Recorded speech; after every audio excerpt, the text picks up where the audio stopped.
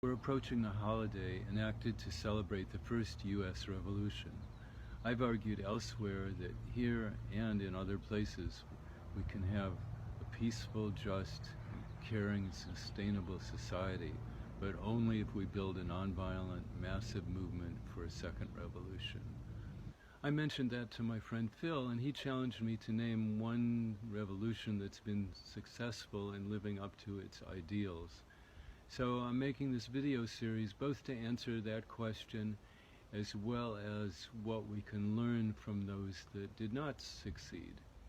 But first, let me sketch for you why the way forward for us is to build a massive nonviolent revolutionary movement. As in certain other countries, this country's politics are irretrievably dominated by two corporate-funded political parties, which cater to the weapons industry and the rest of the military-industrial complex, big banks and insurance companies, big agriculture, big pharma, and the oil and gas industries, among others. So there's no way we're going to get peace, social justice, economic and health security, and sustainability from them.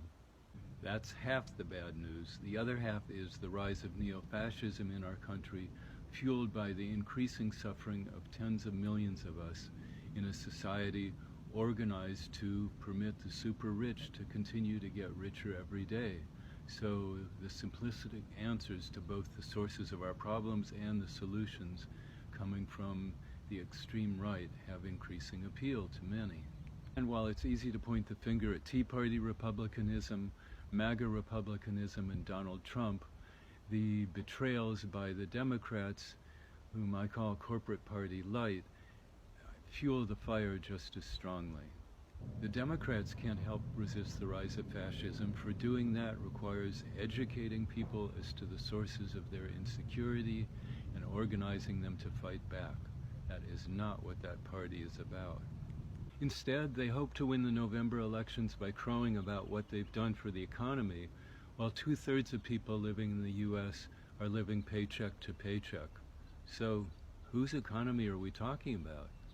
That's an example of why I say that the Democrats, too, contribute powerfully to a dynamic leading tens of millions of people to be open to and search for radical alternatives, including MAGA republicanism. I've written a short book that explains how to build the nonviolent, massive revolutionary movement that is our one hope for moving forward to a good and caring society.